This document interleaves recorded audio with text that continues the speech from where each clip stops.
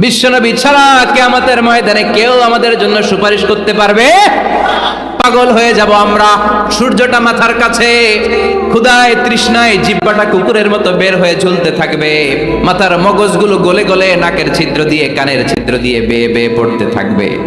সবাই সাইয়েদনা আদম রে ধরবে, সাইয়েদনা আদম বলবে আমি পারবো না। সাইয়েদনা ইসা আলাইহিস সালাম বলে এত জায়গায় ঘুরা লাভ নাই, জায়গা মতো যাও মিয়া, জায়গা মতো যাও। মাকামে মাহমুদে বিশ্বনবীকে সেজদায় পড়ে থাকতে দেখবা, বিশ্বনবী কাঁদতে থাকবেন, সেজদায় পড়ে কাঁদবেন। সবার জিকির ইয়া নফসি, বিশ্বনবীর জিকির ইয়া উম্মতি। বিশ্বনবীর কান্না দেখে আল্লাহর সহ্য হবে না। আল্লাহ বলবেন না নবী ইরফা রাসাক, মাথা উঠান, যার জন্য সুপারিশ করবেন তাকেই জান্নাত দিয়ে দেব।